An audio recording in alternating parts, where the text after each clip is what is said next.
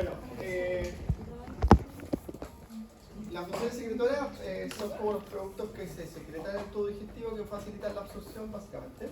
¿Ya? El primero, el ácido clorhídrico que lo produce el estómago, las células parietales del estómago, que liberan HCl y la función, ¿cierto?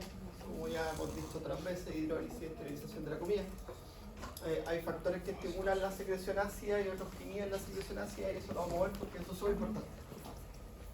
Después ven ustedes enfermedades que afectan la secreción ácida, fármacos que afectan la secreción ácida. El factor intrínseco lo produce también la zona parietal, participa en el proceso de absorción de la vitamina B12. Hay que tener especial cuidado a los pacientes que se someten a cirugía bariátrica porque tienen que suplementarse con B12 si no se produce una anemia. ¿De qué tipo? Por deficiencia de ácido fólico y vitamina B12, anemia.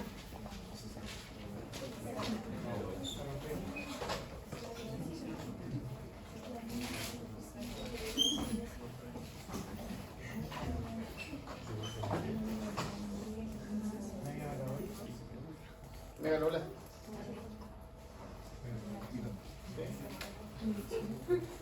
Megalola. Pepsinógeno, ¿cierto? También la producen las células parietales, participa en la digestión previa a las proteínas, forma pequeños péptidos a partir de las proteínas que van a pasar al duodeno. Y después tenemos, ¿cierto? Por ejemplo, la secreción de moco y bicarbonato, que seguimos en el estómago, ¿ya? Y con los moco y bicarbonato y los factores trifolios que son producidos por las células mucosas superficiales que hacen protección de la mucosa gástrica, ¿ya?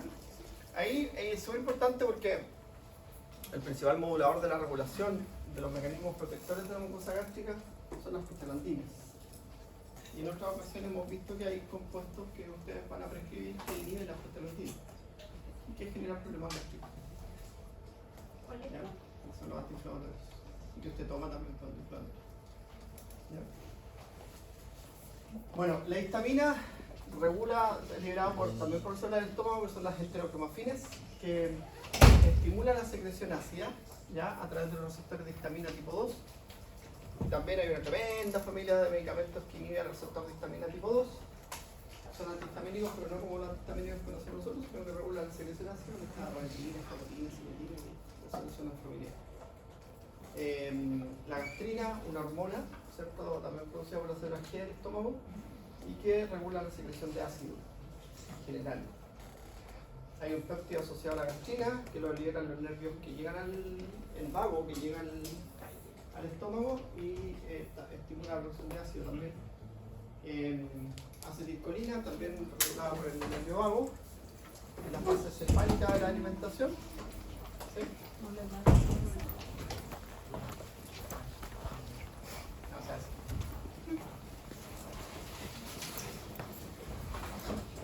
Y la somatostatina, que es una regulación paracrina inhibitoria siempre.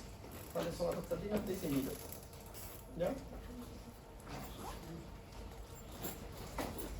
Bueno.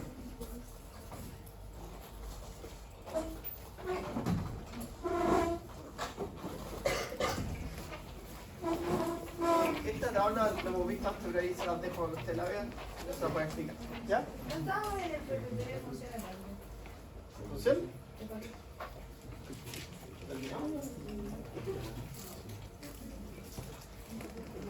Ah, no, no lo hemos terminado. Eso me perdí. ¿Dónde está ese Espérate, ¿qué?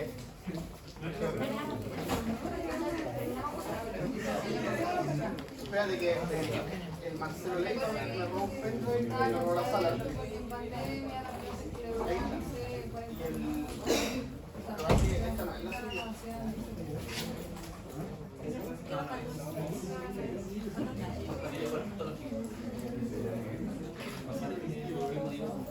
Aquí. Ya, pero hay una cosa.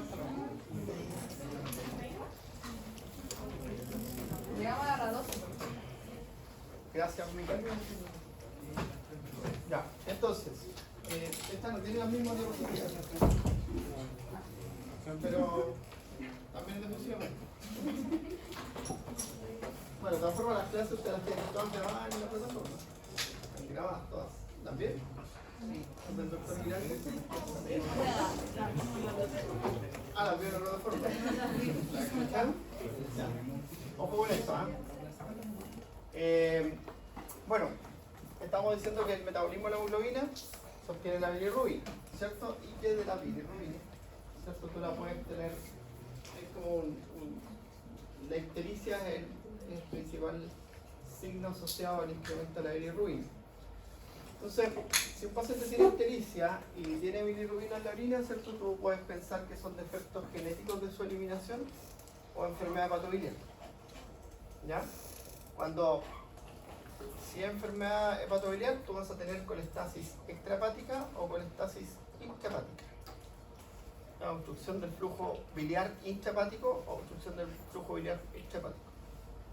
¿Ya? La intrahepática, la extrahepática normalmente está dada por la presencia de cálculos biliares. Y la intrahepática a veces es disminución del flujo, que por ejemplo ocurre en los adultos mayores, que se denomina barro biliar. ¿Ya? En el caso de sin bilirrubina en la orina, para determinar el diagnóstico de esto, puede haber producción excesiva de bilirrubina. ¿Cuándo va a ocurrir eso?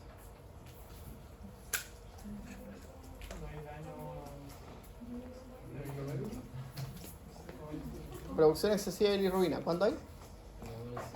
¿En? Muy bien. Sebastián. Hemólisis aumentada. ¿Cierto? Una hemólisis aumentada por una hemólisis viral, una hemólisis bacteriana, ¿cierto? Un tipo de anemia hemolítica. También, ¿cierto? Puede haber captación hepática normal. ¿Sí? Que el hígado está fallando en los sistemas de transporte que movilizan la bilis, o conjugación alterada, que los sistemas de conjugación estén saturados. Por ejemplo, a veces se va a dar ictericia secundaria o intoxicación, porque el tóxico utiliza las enzimas que conjugan, que son las glucuroniasas. Ahora, debe darse una tremenda intoxicación para que se genere esto, porque las glucuroniasas son las enzimas más abundantes que tenemos. ¿Ya? Ya.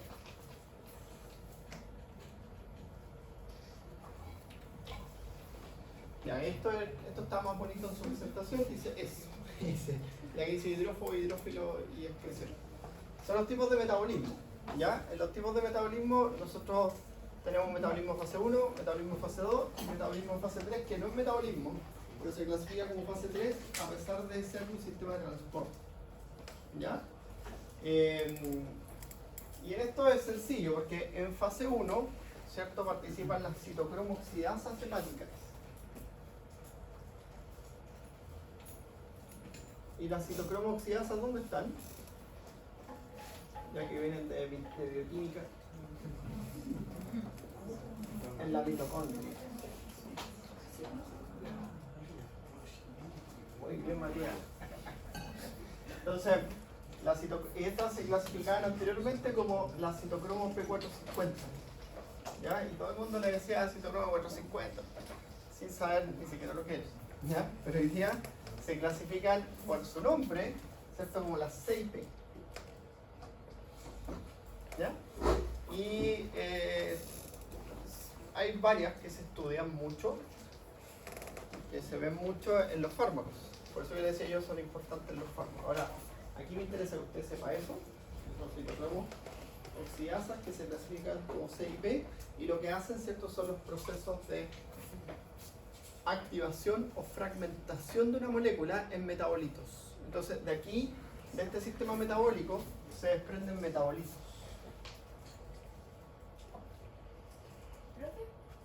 ¿Sí? Era la CIP de la... CIP. CIP.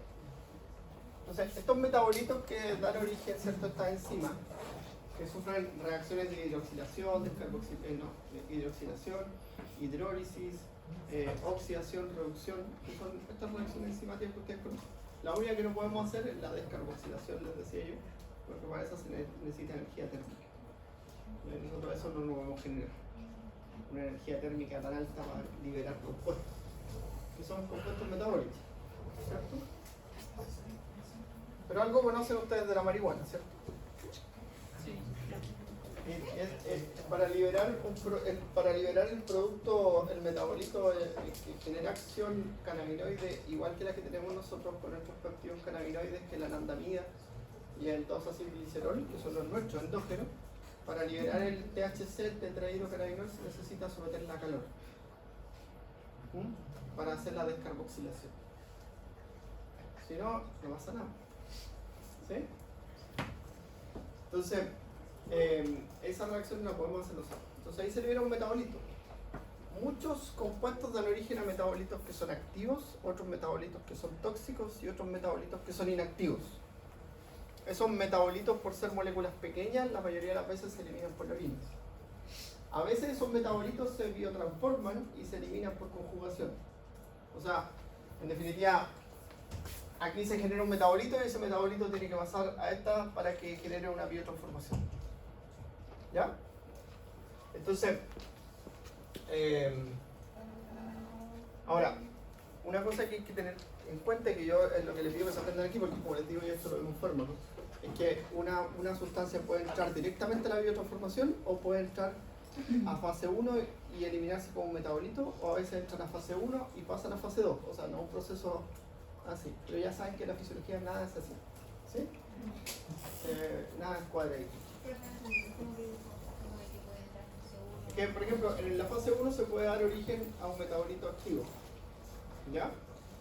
Y ese metabolito activo, María Jesús, tú tienes que metabolizar para poder eliminarlo, porque si no sigue haciendo efecto en nuestro cuerpo. Entonces, a veces la forma de eliminarlo es a través de conjugación, que es la otra fase. Se conjuga y se elimina, ¿ya?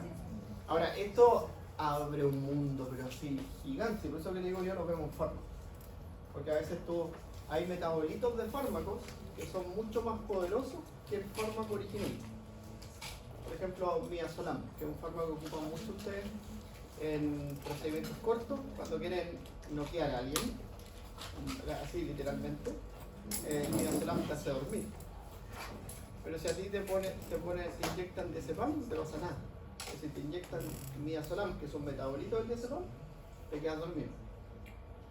Entonces, los metabolitos, eso es todo un mundo de estudio y ocurren en el metabolismo fase 1, que se denomina fase de activación. ¿Ya? El metabolismo fase 2 es biotransformación, ¿cierto? Está catalizado por enzimas metabólicas que lo que hacen es transferir un grupo químico. La glucoronidasa, la acetilasa, la metilasa. Esa sería la conjugación. Y ahí normalmente se da origen a una macromolécula, ¿ya? Y esa macromolécula se elimina por la bilis. ¿Ya? Y el más común es la glucuronoconjugación, que es la conjugación con glucoronio, que es el más común que tenemos nosotros, por el que se metabolizan todos los fármacos, ¿cierto? Principal, paracetamol, el mismo diazepam, el mismo midazolam, todos sufren glucuroniación. ¿Ya? Y obviamente todos los procesos endógenos nuestros, por eso las hormonas tiroideas sufrían glucuroniación. Habían otras, por ejemplo, la insulina sufría fragmentación por hidrólisis. ¿Sí? Y así. Pero no hay que entrar mucho en detalle en eso. Lo que sí hay que identificarla y diferenciarla. La fase 3, ¿cierto? Son proteínas de transporte. Son las ABC, que son proteínas que movilizan compuestos macromoléculas, normalmente de un lado a otro de la membrana. Entonces son las que participaban en la función renal. ¿En qué parte de la función renal? De secreción de ¿En la secreción? Claro, secreción tubular activa. ¿Ya? Entonces, normalmente son proteínas de transporte que tienen una alta afinidad por diferentes moléculas. ¿Ya? Y son proteínas, por ejemplo, están las sodio-like cotransporter que movilizan distintos compuestos, ¿sí? Y que movilizan aminoácidos, movilizan proteínas, movilizan fármacos, y ahí van, ¿cierto?, a su eliminación. Entonces, como tienen afinidad, normalmente todas las moléculas que vienen unidas a proteínas se liberan por secreción tubular. En el hepatocito también hay múltiples de estas proteínas de transporte que movilizan sustancias del lado. ¿Ya?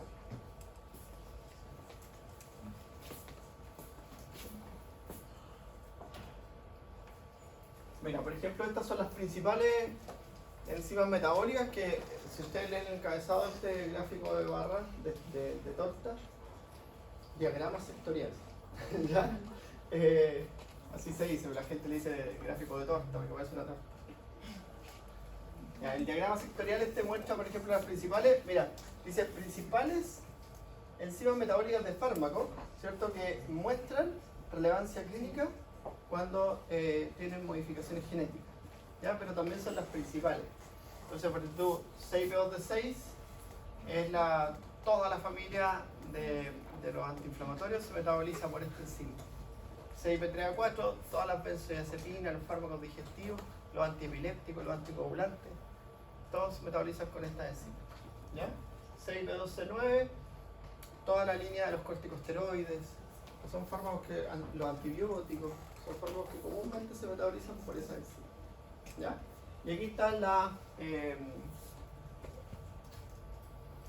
diferentes enzimas que hacen la fase 2, ¿cierto? La glucuronidasa, ¿sí? La N-acetiltransferasa, la glutationisotransferasa, las catecolamimetiltransferasa, la hidroximetiltransferasa, que lo que hacen es modificar, transferir un grupo metilo, transferir un grupo acetilo, transferir un grupo glutatio, transferir un grupo glucuronidasa. ¿Ya? Y de esa forma, ¿cierto? Estas son las de fase 2 las más comunes. ¿Ya? Entonces uno no se las aprende todas, por eso. Ahí tienen la aldehído deshidrogenasa, ¿cierto? ¿Qué metaboliza la aldehído deshidrogenasa? ¿El alcohol? El alcohol. Que no es solo alcohol el que usted piensa, ¿cierto? Sino que nosotros consumimos compuestos que tienen alcoholes y tenemos que metabolizar. ¿Ya? Hay fármacos que tienen alcoholes, hay otros productos de la naturaleza que tienen alcoholes y tú tienes que metabolizar. ¿Ya?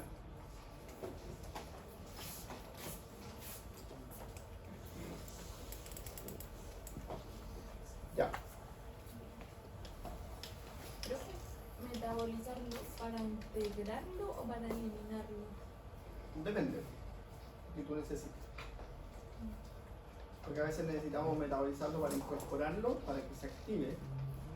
Ya como hay un grupo en los fármacos que se llaman profármacos, que tienen que metabolizarse para activarse. Y eso es un ejemplo, el ejemplo típico, yo siempre doy el ejemplo del omeprazol. Por ejemplo, el omeprazol, que es un fármaco súper mal utilizado. ¿Cuándo ocupan el omeprazol? ¿Cuándo andan? Ya, pero ahora van a decir la verdad. ¿Cuándo ocupan el omeprazol?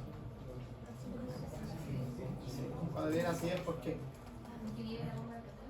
Pero cuando viene así es ¿por qué? Así me gusta la gente. Mala caña.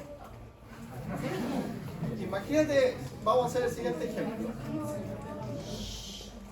Imagínate una persona que consumió alcohol en exceso. ¿Cómo está su hígado metabolizando el alcohol? ¿Ah? Está vuelto loco metabolizando alcohol, ¿cierto? Súmale ayuno, está vuelto loco metabolizando grasa. Durmió todo el día, ¿cierto? No comió nada. Y se toma un omeprazol, que es un profármaco, que tiene un doble metabolismo. Tiene un metabolismo para activarse y un metabolismo para eliminarse. ¿Qué le pasa a ese hígado? Está trabajando más aún. Entonces eso va a promover la cirrosis o el hígado graso. Puede promover el hígado graso, puede promover la cirrosis, puede promover lesiones hepáticas, puede promover insuficiencia hepática si el individuo está predispuesto. ¿Por qué se movilizan las grasas? Normalmente ocurre en las personas que tienen resistencia a la insulina y que tienen diabetes, ¿cierto? Porque movilizan mucho las grasas para producir energía. Entonces se satura el hígado. Está asociado a enfermedad metabólica. Entonces, se dan cuenta que es una situación compleja, ¿no? ¿Ah? No tomar, pues. Eso sí. Y si no, asume las consecuencias, ¿no? Pues toma agüita y dormir bien. Pero medicamentos para pasar algo así, ¿cierto? ¿Ya?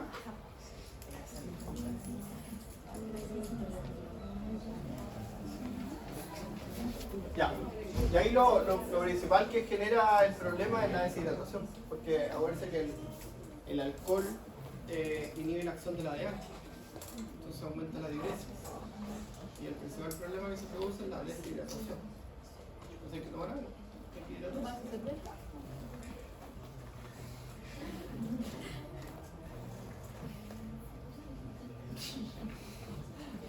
No hemos avanzado nada. Ya. Bueno, aquí tienen, por ejemplo, cómo se utiliza el colesterol. ¿Cierto? Aquí tenemos la sangre. En la sangre usted tiene VLDL, HDL, ¿cierto? ¿Qué son estos? Lipoproteínas de baja densidad. ¿Sí? Son lipoproteínas. ¿Ya? Y esas lipoproteínas, ¿cierto? Nosotros las metabolizamos. Las captamos por endocitosis, por eso aparece esa figurita, ¿cierto? Y una vez que entra en el hígado, ¿cierto? Esto se metaboliza y se convierte, ¿cierto?, en ácidos filiales y en sales filiales. ¿Ya? Que en definitiva, ¿cierto?, permite luego, al ser secretado al intestino, permite la absorción de colesterol y grasa. ¿Ya? Es una emulsificante de la absorción de grasa. Entonces, que sea emulsificante, ¿qué significa que sea emulsificante? Ustedes que han pasado por química, bioquímica, clínica, el colegio.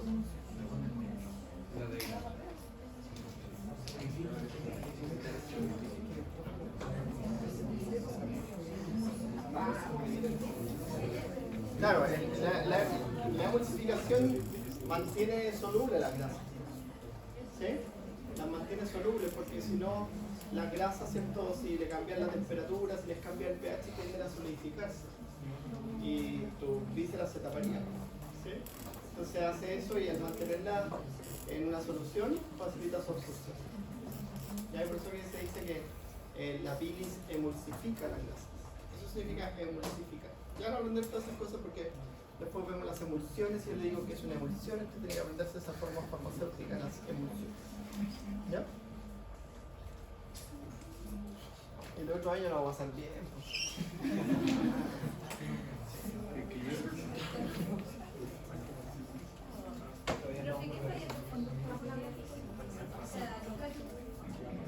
No, normalmente es el exceso de algo. Y el exceso de algo empieza igual que los cálculos renales, cuando hay exceso de calcio, cuando hay exceso de sulfato, se empiezan a formar los cálculos, se empiezan a solidificar, a precipitar y a solidificar, entonces falla la emulsión. ¿No puede ser que sea Es que no es solo colesterol y calcio. Ya. Ahora, el colesterol, ¿cierto?, se metaboliza para, las lipoproteínas se metabolizan y para utilizar el colesterol que es fuente de, ¿para qué usamos el colesterol? Hormonas, ¿para qué más? Para darle estabilidad a la membrana plasmática, ¿cierto? Rigidez otorga el colesterol, la membrana, ¿ya? Entonces, pero eso no tiene nada que ver con la hipercolesterolemia, ¿cierto? El colesterol de rigidez, ¿cierto? No, las arterias se hacen más rígidas porque están con placas de ateroma, que son macrófagos llenos de colesterol. ¿Sí? Eso lo hay que tener claro.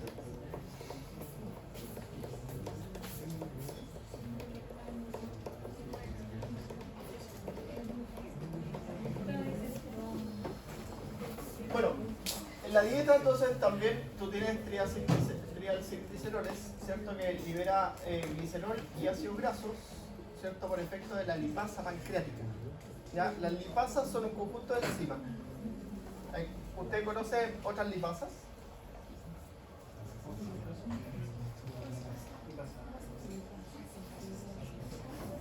A nivel gastrointestinal existe la lipasa pancreática, ¿cierto? Chao.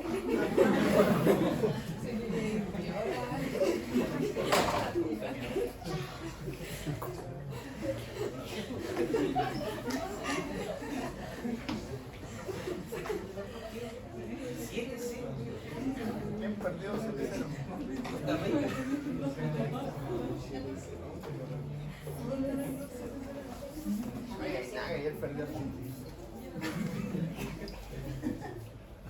La lipasa pancreática. Entonces, las lipasas son enzimas. Por ejemplo, también yo les preguntaba porque alguna vez hablamos de la lipasa sensible a hormonas. ¿Se acuerdan de eso? ¿Y qué hace la lipasa sensible a hormonas? ¿Qué hace la lipasa sensible a hormonas? Que la lipasa pancreática ya ahí está, pues dice, los triglicéridos de la dieta los convierten en ácido graso libre y en glicerol, ¿cierto? Y estos compuestos se convierten en kilomicrones y los kilomicrones son los que se absorben, ¿cierto? A través del sistema linfático intestinal y pasan al hígado. Y en el hígado se convierten en LDL, VLDL y HDL. ¿Sí? Bueno. Pero, ¿qué hace la lipasa?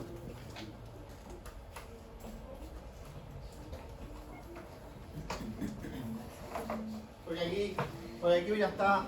¿Cómo se llama esa? ¿Cómo se llama esa? Por eso se los pregunté, porque esa que está ahí es la lipoproteína lipasa. ¿Qué es lo que hace la lipoproteína lipasa?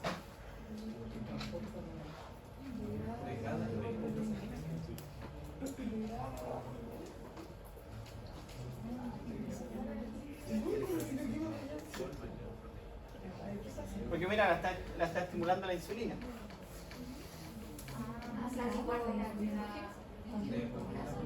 ¿Hace qué?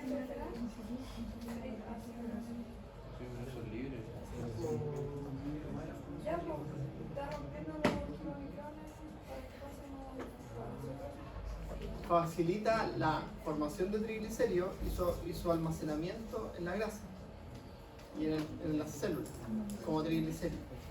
Pero está la otra, que es la lipasa sensible a hormona, que es inhibida. La lipasa sensible a hormona es inhibida por la insulina. Porque la lipasa sensible a hormona es estimulada por la adrenalina, el cortisol, la hormona del crecimiento, el glucagón, y lo que hace, ¿cierto?, es romper estos triglicéridos en sangre y dejarlos disponibles como fuente energética para el metabolismo en ayuno. ¿Ya? Entonces son parecidas, pero son distintas. La lipasa pancreática, la lipasa sensible a hormonas, la lipoproteína lipasa. ¿Ya? Y ahí está, por ejemplo, mira, en la célula grasa hay depósitos, ¿cierto? Y la adrenalina, el glucagón y el cortisol promueven la liberación de estos depósitos, ¿sí?, para ser utilizados como fuente energética. Y ven ustedes que la insulina inhibe ese proceso, porque la insulina facilita el almacenamiento de la grasa, ¿sí?, para que tengamos grasita para fuente energética, ¿sí? Ya. Ojo con esas cosas.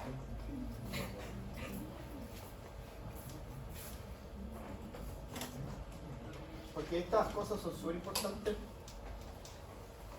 y también son parte de los errores que comete la gente, de los errores conceptuales que tiene la gente, porque hoy día hay gente que se educa por Facebook, por Instagram, y les dicen ahí, sale uno que le enseña, le dice, oye, tómate esto, que el 99% de lo que dicen es falso, ¿ya? O el profe del gimnasio te dice ahí. Yo cuando en el gimnasio yo me bonito, porque si no, Gayston revolcándose en su tumba. Terrible. Entonces, ustedes son los invitados, porque a ustedes la gente lo escucha, a sacar esos mitos de las personas. ¿Ya? Eso mismo conversamos de los profesores. Uno va a comer a la casa de alguien y te da un profesor para que no te caiga mal la comida. ¿O no? No. ¿Qué tienen ahí? Una mitocondria. ¿Qué está haciendo esa mitocondria?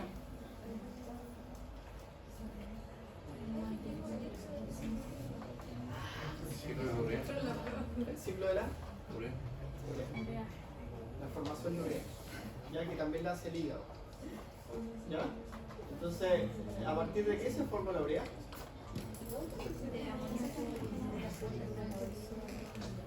¿Y de dónde viene ese amonio?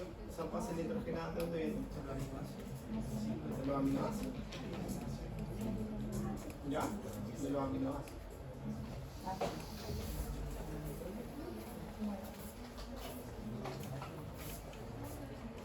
Yo no voy a entrar en detalle con eso porque eso usted lo sabe. O sea, la urea, ¿cierto? Nosotros, ¿qué nos interesa saber de la urea? Nosotros medimos urea. ¿Sí? Y medimos la urea en sangre. ¿Qué pasa si la urea está elevada en sangre? Eso sí interesa. No hay una prueba. Porque mira, ahí está cómo se produce, ¿cierto? A partir del amonio. ¿Sí? Y un 75% se elimina por el riñón. Tan desordenado hoy día. Le hice un sobreesfuerzo, Dani. Y un 25% se elimina por la bilis. ¿Ya? Entonces, si está elevada, ¿cierto? Nosotros siempre pensamos en que el riñón está fallando. ¿Ya? Pero cuando tú piensas que el riñón está fallando, ¿qué miras? ¿Ah? ¿Qué otro parámetro vaya a mirar en sangre aparte del mundo?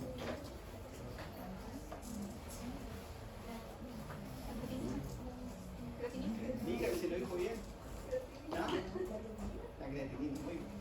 Entonces, usted dice la urea está elevada y la creatinina está normal, el riñón no está fallando. Es el hígado el que está fallando. Entonces dice el hígado está fallando. Nada, tenemos enzimas hepáticas, así como la GOT, ¿cierto? La ALT, que son enzimas hepáticas, pero esas enzimas son bien específicas. Entonces, la GOT, yo cambio la dieta y sube. La ALT igual. La aspartato y la alanina aminotransferasa. Son enzimas que aumentan de la función hepática por cualquier cosa. Se toma ahí una aspirina y aumenta. ¿Ya? Pero el riñón no, pues la creatinina no va a subir. Si un paciente tiene 2 de creatinina, está en observación. El valor normal es 1,5, tiene 2, está en observación, imagínate. Cuando suben el 50%, ya se considera que el riñón está fallando. ¿Ya? Eso análisis de liquidación. Esos análisis van a hacer ustedes después. Y para allá van a ir, por eso tienen que aprender todas estas cosas.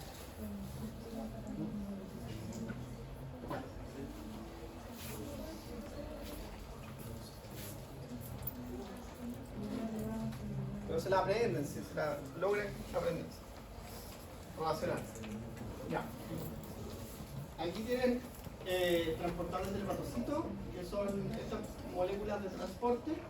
Entonces, mira, el polipéptido transportador del taucurelato de sodio, la proteína transportadora de ADN orgánico, la proteína transportadora de sal lipiliana y la proteína resistente. Todas estas son ABC, proteínas de transporte asociadas a ATP. Eso significa ABC. ¿Ya? Entonces, todas son proteínas de transporte activo. Y lo que hacen, ¿cierto? Están ubicadas en la membrana basolateral, en la membrana de los canalículos. Y lo que hacen es mover esto. Captan ácidos biliares conjugados de la sangre y lo eliminan a la bilis. Captan ácidos biliares, productos xenobióticos en la sangre y lo eliminan a la bilis o lo pasan al hepatocito. Captan o facilitan en los canalículos la secreción de los ácidos biliares conjugados. Agrega fosfatilcolina a la bilis. ¿Ya? Y mira cómo se llamaban antes. Proteínas de múltiple resistencia a fármacos. Porque la gente que lo descubrió eso. Ponían fármacos en células de cultivo, aumentaban sus concentraciones dentro de la célula y después salían de la célula. Entonces los descubrieron en la barra encefálica, en el hígado, en el riñón, en la placenta, donde son súper importantes en la placenta. ¿Ya? Son proteínas asociadas a ATP. ¿Ya? Listo, ahora sigo con mi secreción.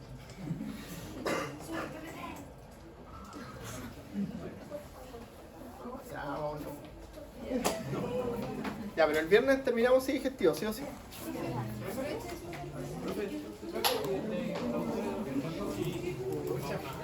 Recuérdame. No, mañana hay taller. Terminó taller. Le tengo que subir el promedio. le subo el promedio de taller en la mañana. Aguárdame, Sebastián, aguárdame de subirle el promedio de taller mañana.